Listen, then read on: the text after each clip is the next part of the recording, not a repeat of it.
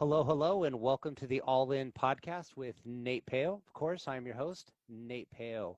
My guest today is Kara Brown. Kara is the Chief Revenue Officer at LeadCoverage, a B2B demand gen sales and PR consultancy specializing in the supply chain, heavy industrial, and technology industries. I cannot read a simple word like that. Brown was one of the first employees at Echo Global Logistics, which grew quickly in 3 years, and her name is on the company's 2009 IPO press release.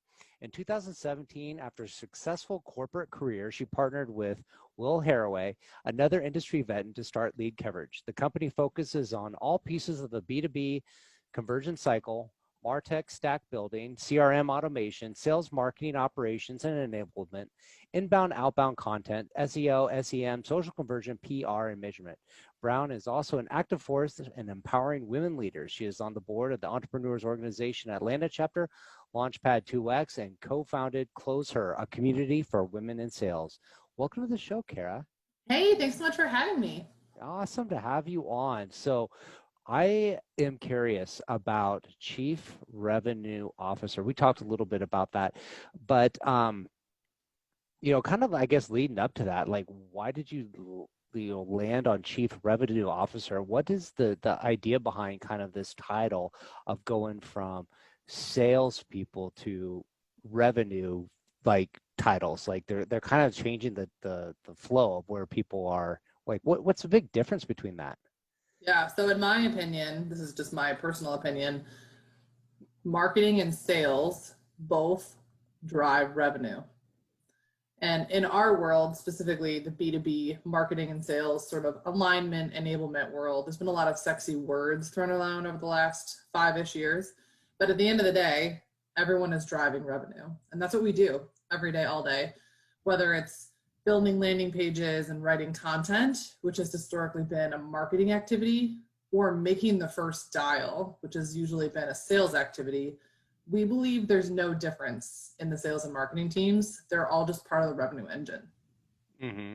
I think that's an important distinction, because everything, when it's like sales does one thing, marketing does another, it's like pointing fingers, this and that. And really, and you said this already before we started recording, so we had the good stuff kind of coming out already, is pipeline is everything, right? And if you have the pipeline figured out, right, and you know the statistics, if you have so many visitors, then you're going to attract so many, I guess, whatever it might be, quotes, conversions, whatever leads to a certain amount of sales. And as long as you have the math right, then it's the sales becomes a function of that. And marketing and sales have to meet, because marketing is not about advertising. Marketing is about a strategy of getting the numbers through the door, and then the sales is part of the conversion, right? Yeah, so we call ourselves a lead gen consultancy. Digital marketing feels very website creative heavy. So if I need a logo and I want to put a new website together, I reach out to a digital agency or do some PPC. Where like sales sort of organizations are about training my sales team, and there's really no one that lives in both worlds. And that's what we do. So we live in both worlds. So we have a super easy equation that helps with lead gen for both marketing and sales teams, which is share good news, track who's interested, follow up. Mm-hmm. And that's it. It's really pretty simple. That is simple. It is simple. Now, there's lots of complicated ways to go about all of that, but in terms of the highest level strategy from a marketing and sales perspective, this is for B2B. So we live in B2B, is share good news, track who's interested, follow up. And what I think is super cool is the democratization of technology tools that's happened in the last 10 years with HubSpot, Marketo, MailChimp, these amazing tech tools that we can now actually see who's visiting websites and clicking on forms and filling out interest pieces and going to other people's websites. We can now see who's actively in a buying cycle and share that immediately, which is a game changer. So can you give maybe an example of what share good news might look like and how you walk a client through the process? Yeah, happy to. So our share good news is a pretty well-oiled machine We use the Donald Miller story brand process. So I take no credit for this. So no copyright infringement, Mr. Miller. We straight up use the book, and we have our clients answer the 7 questions from his book. And when we get to the end of that 7 questions, we understand who is the customer, what is their problem, what is their internal and external problem, because Donald says customers buy solutions to internal problems. Mm-hmm. Who is the guide? That's us. What is our empathy and authority statements to solve that problem? And what is our call to action? And once we get through that sort of exercise of teasing out all those pieces, we have a really strong perspective to share with the marketplace. And then we love PR. We love trade-based PR for B2B. And the trade magazines have sort of gotten a bad rap over the last couple of years, but with LinkedIn becoming where everyone is getting their news, we now take a trade magazine like an Inbound Logistics or Supply and Demand Chain Executive, and we turn it into really solid social ROI. So you take a piece that you've been profiled in an Inbound Logistics and you turn that into a social post. If you can get 15 engagements on a social post within the first 1 hour, this is on LinkedIn, that piece of content stays at the top of news feeds for 24 to 48 hours. This is the algorithm we figured out. And the more squeezes we use on that one piece of news, the more individuals can visit our website. So sharing good news is more than just putting out a press release on the wire. It's more than writing a blog post. If I could stop the person who started blogs from being written from being born, I probably would. I just think blogs are, from a B2B lead generation perspective, save your time and energy. No one's reading your blog posts. And so as long as we can find a place where people are going to read it, then we track who's reading it, which is the most important piece. So sharing good news is everything from hiring a new executive to a new product feature to some sort of news we got picked up because we're an expert. Mm-hmm. So I have an interesting question, and I don't know if this is something you're familiar with, but like I get occasionally hit up from trade magazines. They're like, "Hey, we'd like to do a feature on you." I'm like, "Okay, cool. I'm kind of kicking along in my career. Like, maybe I finally made it." And then they go, "Okay, here's how it's going to do. We're going to do all this interviews with you, and then what we need you to do is call all your vendors up and get them to advertise in our magazine, and we'll run the ad for you." And I'm Yeah, you can't see me shaking my head, but no, those aren't trade magazines. So those are pay to plays, and we don't play that game. When I mean trade magazines, so I come from the supply chain space, right? So my expertise is in supply chain, heavy industrial, and tech. So when I say trades, I mean Inbound Logistics, American Shipper, FreightWaves, supply chain and demand executive. So like real solid materials handling magazines that have been around for a while that aren't necessarily pay to play, but have a paid and an earned component. So these trade magazines, they want to be seen as thought leaders. And they, more than that, they want to be seen as the place to curate the next thought leader. So if you can get in with materials handling or, waste dive, let's say you're in the trash space, you want to be in waste dive daily. Every single space has a trade magazine that is legitimate, right? Where someone is spending advertising dollars. And we think there's a really cool spot from an earned to paid ratio perspective if you can deliver really great content to those trade mags. Very cool. Very cool. So how are B2B people when you're thinking B2C, it's about getting links back to your website and people go into a sales funnel and they're making a conversion on your page, right? They're going to your Shopify store, they're making a purchase, or their Amazon, blah, blah, blah. But B2B isn't necessarily like that. When you're selling B2B, it's some industries, it's maybe you go on, you place your orders, but most, I'm going to say most, revolves around getting some sort of funnel where sales reps reach out and they talk to you about the company and they talk to you about the products and they try to get you to engage them in a quote of some sort. There's some sort of buying process, and that buying process doesn't usually happen overnight. So how does doing what you're doing benefit a B2B company in the aspect of like, now you got leads to your website, so what? Now what? So I love this question, and I'll tell you why. So we used to do just that. Hey, Mr. Customer, here are the 50 people that filled out a form, right? Or here are the 25 people who opened an email or clicked an email, etc. And in March, when COVID hit, I got a call from a dear friend of mine who said, hey, I got laid off. And I was like, oh, I'm really sorry. And he said, yeah, can you put me back to work? And I said, hey, do you want to just like make some calls for us? He's like, yeah, sure, I'll make some calls. So InsideSales.com and Harvard Business Review did a study in 2017 that says if you can talk to a buyer within 5 minutes of them showing you a buying signal, you have a 900% better chance to close that deal than if you wait 10 minutes. And so we hired 26 laid off sales reps between March and August to make that very first dial. So in addition to, hey, Mr. Customer, here are the 50 people who signed up for the webinar or 25 who fill out this form, our team is now making the first call. And what's amazing about this current environment that we're in is that people are picking up the phones. Everybody's at home. I read a stat yesterday that Clary said that CFOs are picking up the phone almost 90% more than they were last year. People that you could never get in front of pre-COVID are answering the phones, which has been incredible for us.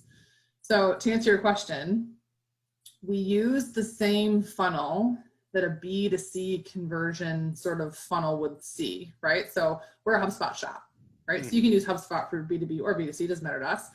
We use the HubSpot funnel and the deal flow. The minute there is some sort of buying activity on a record, our reps make the call. And sometimes we set up a meeting and the internal rep for our client will then take that meeting and try to close it. Sometimes we close it for our clients, depends on what's happening, but the same sort of funnel for B2C is used for B2B, but the relationship is made with the human, not the website page. That makes a ton of sense. So how do you, your salespeople obviously aren't vested in the company the way an employee of the company would be. They're not going to be in front of the products and know in depth. How does that, because I've been in purchasing for 20 years, right? And I've been buying construction materials for a long time, right? And so I might go on a website, I might click on a thing, I might sign up for the newsletters, I'm researching a product, but I would feel kind of creeped out if they called me like that quick. Like, how does that work, and how does that turn into something that like you're talking about is engaging enough that it's going to turn into a conversation that's going to develop into a relationship, which develops into a sale? Yeah, sometimes it can be a little creepy. Can I tell you a story? Of course. So HubSpot had a new feature in 2013-ish, 12, 13-ish, where you could track individuals who had opened emails.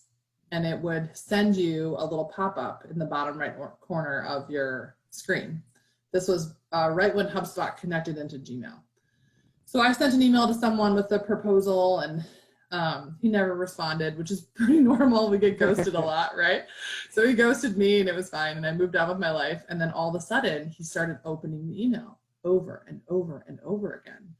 And I was like, well, this is weird. So instead of emailing him back, I just picked up the phone. And I was like, hey, Bob, it's Kara. He's like, Kara, I've been thinking about you. How's it? I was like, yeah, how's it going, Bob? You were just on my mind today, right? Close that deal. So you don't have to call them and say, hey, Bob, I saw you open my email 50 times, et cetera, right? You don't have to be creepy about it. Although, do you want to hear a better story about how I actually use that? Yes. So there is a woman here in town named Bernie Dixon. So I'm a female business owner. Less than 2% of female founders will break $1 million in revenue. So we did it in about 10 months, an all-female team, super proud of myself. But there's a woman here in town who, if you go through her boot camp, you have the potential. So the women that go through her boot camp have a 25% breakthrough rate. So people kept telling me, you got to get in Bernie's program. You got to get in Bernie's program. But Bernie would not take a meeting with me, right? So I sent all these emails and like they had a meeting set and the meeting got canceled. Long story short, her gatekeeper opened my email 50 times, but never replied. So I kept emailing. Finally, I just sent her a note and I said, hey, gatekeeper, I must be emailing the wrong person because you have opened my email 50 times and I still don't have a meeting with Bernie Dixon. And she was livid. She was so mad that I would call her out for basically ignoring me. And I CC'd Bernie Dixon on the email.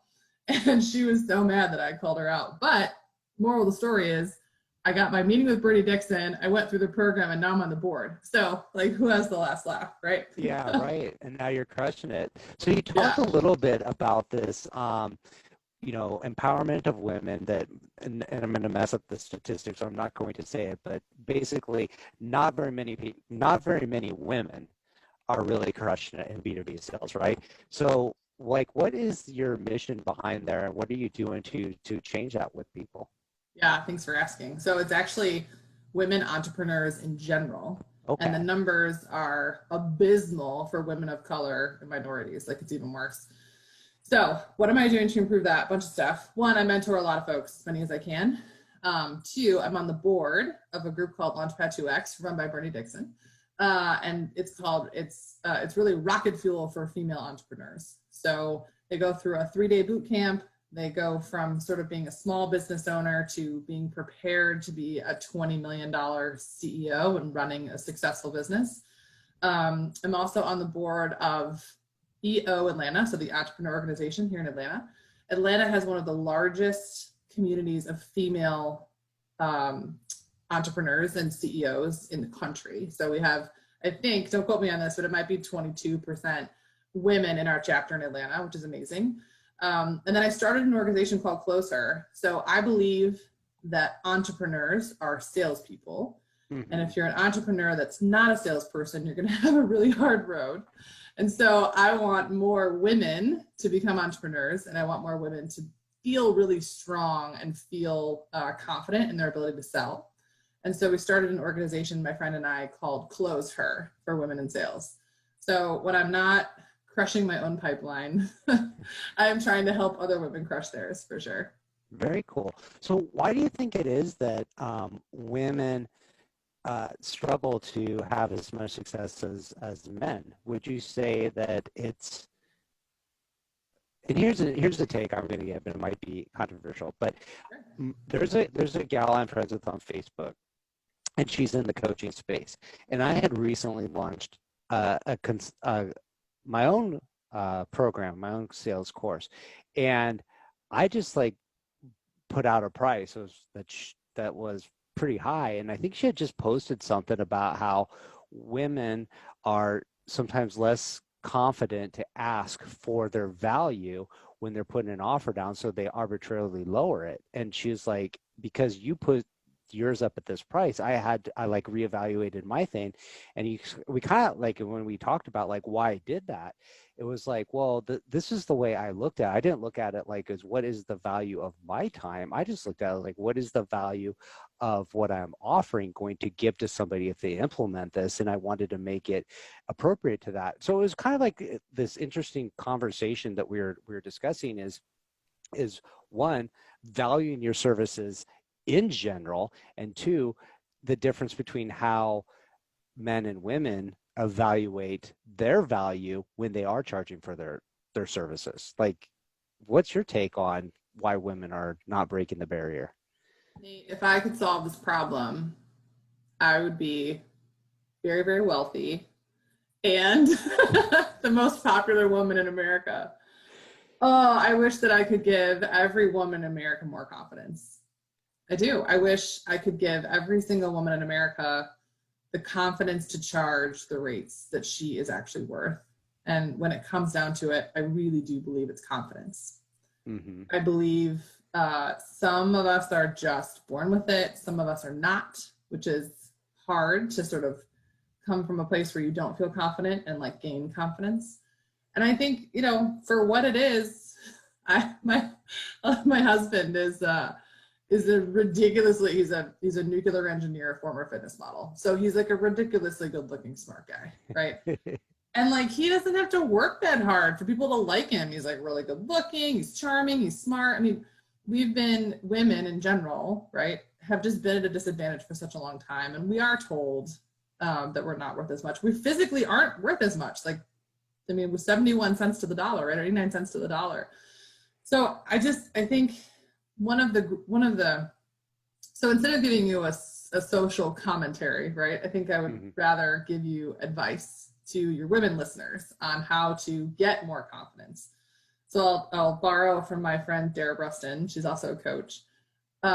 Borrow someone else's confidence. So if you don't have your own, create an alter ego, right? Like Beyonce has Sasha Fierce, right? Create an alter ego and borrow some confidence from someone else. And if that doesn't work, go get yourself a girl squad who will charge you up.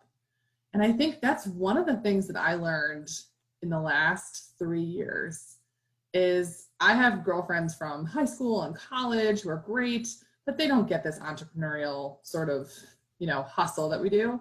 I can't call them and ask them if my hourly rate is not enough.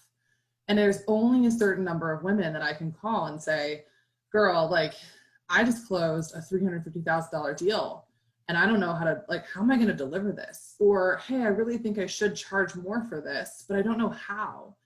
There are very few women that I can have that conversation with. It's usually men. And so I think surrounding myself with those women has been really, really important because I have 2 coaches actually. So I have a coach that's a dude and he'll say things to me like, don't be such a girl about that. And I have to sort of take a deep breath and say, okay, thank you for the feedback. And then I have another coach, it's a woman, and she says things like, let's talk about that. Like, let's talk about what that means to you. So I'll give you an example. So last month, my coach showed me the financial model for the path to $10 million. And it had always been the goal, right? The goal has always been at least 10, if not 20, but at least 10 million is the next goal. And it was much, much faster than I had expected. Like it was like around the corner fast. And my breath caught and I was like, oh my gosh, this is going to happen quickly. I don't think I'm ready. And he said to me, well, that's stupid. Of course you're ready. So he was obviously not the person to have this self-doubt conversation with, right? So I called my female coach, we had a call later, and I said, whoa, like I saw the path to 10 million and it's faster than I thought. And she walked me through a visualization exercise, literally, of close your eyes. What does the door look like? What does it look like when you walk through the door? Who are the people sitting at the conference room table when you walk in to give you leadership advice? Who are the people on your senior leadership team? What do they look like? So I think if I can give advice to women that are having trouble sort of pricing themselves or getting what they're worth, it's to surround yourself with people that will help guide you. And it's not one person, it's more than one person. And they all bring a different facet to helping you on your road to being the competent and confident CEO that you are. Yeah, I've heard that before, having the alter ego. And even in my when I first started in purchasing, and people like, I remember my boss told me, he goes, call this guy up and ask him for a discount. And I called the guy up. I said, hey, can we get a discount? And the guy said no. And I went back to my boss. I said, he said no. He goes, well, call him again and ask him for a discount. He already said no. I went and I called him back. I said, hey, I need a discount. He's like, no. And went back to my boss. He said, go back and ask him again. And I went back a third time. He's like, let me see what I can do. And he came back and gave a little bit of a discount. And I remember being like super nervous about having those conversations and thought it was going to be confrontational. But when I got better at doing my job, it was almost like I would become a bit of a different person. I became like a character, and I felt like I was acting, and I felt like I was having a good time, like it was like a game, a good time. And I don't know if it's really like I defined who that alter ego was, but there's definitely somebody else that like stepped up and helped me become who I was. And I've heard a lot of other people going like, yeah, you got to turn into your dark self. Actually, I was reading a book called Relentless. It's about I don't know if you read this book, but the guy that was Michael Jordan's trainer through the run up with the Bulls, and then he became the personal trainer like Kobe Bryant and Dwayne Wade, like all these famous basketball players. And he talked about how you have to have a dark side. You have to be able to go into this deep dark space to really crush it, especially if it's in entrepreneurs or sales and stuff like that. But I got another question for you. And it has to do with confidence, because you're in a space where, when you talked about going to 10 million in sales, right? And it's like, hey, somebody just showed you, hey, I'm going to show you a path to do 10 million in sales, right? And you're scared to death of that. But on the flip side, I don't know if you're scared to death about it, but like I've gotten okay with it, but yeah. And it did freak me out for a minute there. Yeah. But it's like, oh shit, can I do this? Am I good enough to do 10 Yeah. million? Am I really going to be able to do it? But the flip side is you call up businesses and you do this for them every day. You go, hey, I am going to show you how to improve your revenues, right? They're not calling you up to go, can you give me like a little bit more? They're like, they want you to like really make a big difference, and you're doing. So how do you reconcile your confidence of being able to do what you're telling other people you do all day, like all day long? You're telling people, hey, I'm going to make you a bunch more money than you're used to making. And then when it's your turn, it's like, oh crap. Like in general, how do you reconcile that? So I want to be super clear on like what freaked me out about the 10 million. I am a closer. So getting to 10 million, like selling $10 million worth of work, or 15 million to get 10 of it, whatever it is, that doesn't scare me. Like the acquisition of the leads and the closing of the deals at 10 million, I'm not worried about that at all. It's delivering on that, because I am a consummate salesperson, which means I have a little bit of ADD. I have a little bit of a problem with attention to detail, right? I have a little bit of problem following rules. I'm not very process oriented. So like the idea of delivering $10 million a year of work, and we're consultants, right? So this means humans, human capital. And the idea of managing that many people for someone with the very like known gaps, right? Like I just shared you all of my flaws, right? Like I have these very big gaps in my leadership and management style. The idea of going from 12 or 15 humans to being responsible for 100 humans, like that, I think it's that. It's less about the selling of the deals. Like I'm not at all worried about that. It's really about managing a business that big. That's really the part that got me. Mm-hmm. And I definitely don't teach my clients how to manage businesses, because I would be very bad at that. I'm learning my way around, right? I'm still really young, and I'm 3.5 years into this. So I think what was sort of shocking to me was how fast it could get that big, and how many times I've seen it go really, really badly. I have been a part of incredible leadership teams that have done amazing things. You mentioned Echo on my bio intro. They grew 3,000% in 3 years, and I got to do their IPO. I mean, that was an incredible experience, and I still have great relationships with that leadership team. And I have been a part of leadership teams that should have been on a rocket ship that just sank and crashed and burned. And so I think because I've seen both sides from a corporate perspective, the $2 to $10 million gap feels like a bigger management gap from 0 to 2, right? Mm-hmm. 0 to 2, I could basically do it with like a handful of people, and it's me running the show, and they all sort of get my personality. But the 2 to 10, and then the 10 to 20, holy cow, that's a whole new set of skills.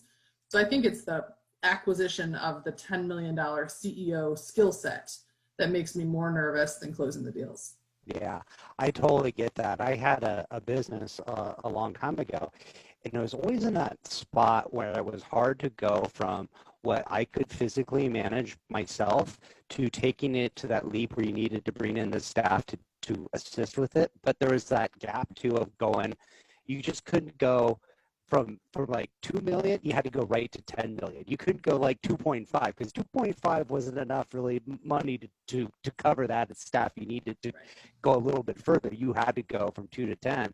And it was like, oh my gosh, that's a big leap of being able to execute and deliver on that. So I totally get your compliment. I appreciate your very open and honest answers with where you're at. A lot of people, especially, you know, that are, you know, the owners of the company, the head, top of the food chain will be like, we got this, like I'm crushing it, like there's you know, I'm 100% behind, like we got this, there's no problems, you know, don't fault me for anything. And then it's like, you know, you So gotta many have, white guys are like, I got this, don't worry about it, I got it. I mean, you gotta be real, right? Like, yeah. like I've never run a $10 million business before. I've been on executive teams, the business is bigger than that, but I mean, it's really different going from like doing your own invoicing in QuickBooks to like paying a third party to like run all of your accounting. I mean, there are some really big leaps that sort of happen from the 1 to 10 mark, and I'm learning so much along the way. I'm just like our finances have gotten more sophisticated. We're measuring things in unit economics, which we've never done before. Like, so I think the cool part is seeing the goal, knowing you can accomplish it, like knowing in your heart, like I can get there, and then figuring out what are the pieces I have to put in place to sort of make it there. That's the good stuff, right? Like, yeah. And I think that vulnerability was showcasing who you are, where you're strong, where you're weak, where you need help with, where you're scared to death of. The people that are following you, I think they relate to that and they resonate with it. And especially people that want to step up and help. They're like, hey, I know you're not quite as good at let me take some of this off. Let me help you out so we can all grow together. I think there's a lot more buy-in when you really adore who your leadership team is versus, hey, this is a paycheck and my boss is kind of an asshole and you know, just got to put in the 40 hours this week and go home. But like when you're bought in, like it's amazing stuff. So when did you decide to go all in, doing it for yourself? I mean, you got a ton of experience working for companies, but what made you want to go become an entrepreneur, do stuff where there's a high chance of failure, and obviously you just can't just toe in the water. So what does it mean to you to be all in when you made that decision? yeah, it's a good question. You asked this sort of on the intake form that you sent, and so I've actually been like reflecting on it. So the all in for me is having the right priorities and having them in line, right? And I think sometimes people, like, having the right priorities to begin with is really important, right? So that's what I've been like sort of reflecting on when you asked that question. But you just asked it a different way, which I sort of appreciated, which is like how did you go all in? Like, what was it that made you go all in? So we landed in Atlanta in 2016. So in 2017, I sort of started the business here in Atlanta, and I knew no one. I'm from Chicago, and I started just to meet as many people as I could. So I got introductions to people, and I met some incredible people that introduced me to other people, and I just started having as many coffees as I could. And I met a couple of investor types, and they said, hey, listen, we need top talent to stay here in Atlanta. So if we help you find some work, would you stay here? Like, would you help make this ecosystem better? And I was like, yeah, sure, if you can lend me some work. And lo and behold, we had 500K in business like overnight by asking the right people for the right introductions. And so I think the all-in moment was my husband. So I got a job offer from a very big, well-known company. And my husband said to me, you know, you're always happiest when you work for yourself. Like, I know that you'll do this job okay, and it'll be fine. And yes, we have 2 little kids, but man, you're happiest, like really, really happy when you are working for yourself and not allowing anyone else to dictate what you're worth. So for me as a woman, it was essentially about never letting another man tell me what I'm worth. So I now am the master of my own destiny. And then at the same time this all sort of happened, I learned the 2% stat, that less than 2% of women will break $1 million. And I was like, well, that doesn't feel so hard. Like, it might take me a minute, but it shouldn't be that hard to do that. And so I think it was sort of a combination of factors. And then really at the core of it was my husband, was this sort of force of strength in my life saying, hey, you are your best when you're doing this thing. And we, the family, are behind you to go do this thing. So go get it done. And he's still my biggest champion. So it was a good moment. That is a very inspiring story. And I think it circles back around to having confidence, right? And the right people, the right support people to tell you like, hey, you can go do this. And like, you know, you're a consummate closer, right? So even if your business like didn't succeed, like you're going to go back and do it. You could have gone, you can go get that job again down the road. That's right? what my husband said, that he was like, listen, if you're just going to go sell for somebody, go sell for yourself. Like, figure out like what are you really going to be great at and go sell it to people. And it worked. Like, it just worked great. So, and it, you know, it definitely has not been perfect. There have been ups and downs. There have been so many failures, so many learnings along the way, and I'm not even close to done. Like, I fail every day and learn something new every day.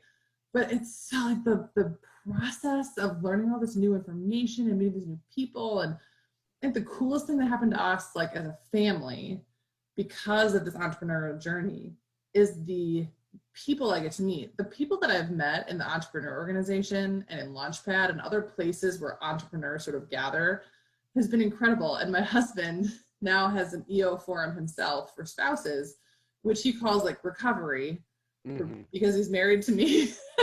We always have these crazy, like, I come home and I'm like, hey babe, we're gonna go to Bali for a month. And he's like, no, we're not. Like, that's crazy. We're not. He's like, why not? He's like, no, we're not going to go to Bali. Like, he is sort of the rock, right? And so he now also gets a place where he can go and meet with other spouses of entrepreneurs, both men and women, to talk about just how crazy we are, because living with someone with this much energy and these many crazy ideas can be a little daunting. Yeah, my wife and well, I have a colleague from work, and we go to like tons of networking events and trade shows all the time. And so her fiance and my wife would chat. They call themselves like the widowers club, because like, we'd be out and about having a good time, and they're man the fort at home. And of course we feel bad about that. It's a struggle to be out working out on the road all the time, right? But yeah, it's so hard to be at that nice hotel room by yourself. It's so hard. yeah. We're very fortunate. We have a live-in nanny. I don't want anyone listening to this podcast to think that I can do it alone, because I cannot. We have a full-time live-in nanny. My husband also travels. Like, we have a lot of support. We have 2 little kids. But what's really cool for me is I have 2 little girls. They're 6 and 7. And they get to watch mommy do this stuff. So you and I'll finish this recording and I'll play it for them, right? And they're like, mommy's on the radio. I'm like, well, kind of. Yeah, mommy's on the radio, right? They think it's the coolest thing ever. So I get to sort of share it with these two little women. That's an amazing story. That's an amazing, like, inspiring your kids. I think that is the real gift in of itself. So I do want to wrap this up, but you got to talk to us a little bit about who is that ideal B2B company that you work with. Who are you looking to get connected to? Yeah, sure. So we love referrals, any and all. We are B2B only. We focus on supply chain, heavy industrial, and tech. But supply chain can be anything from a freight broker to a warehouse management software. So the sort of freight industry is a $3 trillion market. There's no end in the number of folks that could be clients. Anything that touches a train, a truck, a boat, or a plane, either technologically or the financial side too, is all fair game. And then we're sort of looking for clients anywhere from pre-revenue up to about 500 million. Once we get over 500 million, they're usually enterprise and they have the marketing versus sales issues. And we just don't really play well in a space where the marketing and sales teams are at odds. So anything zeroed up to 500 million in the supply chain, heavy industrial, and tech space. Awesome stuff. So where can people go to get connected with you? Yeah, we're at LeadCoverage.com. It's pretty simple. I'm Kara at LeadCoverage.com. Awesome stuff. So those links will be on the show notes. And I encourage you to reach out, say hi to Kara, and if you do reach out and connect with her and have a conversation, let her know you heard about her on the All In podcast with Nate Pale. So thank you so much for coming on the show. I had a fantastic time chatting with you. I feel like there's a lot of stuff we didn't cover, but gosh, hope to have you back and talk about some of the, like, the strategies and see when you're up to 10 and we're going from 10 to 20. What's scaring you next Your time? lips to God's ears, my friends. Let's make it happen. Awesome stuff. Thank you for coming on. Thanks, Nate.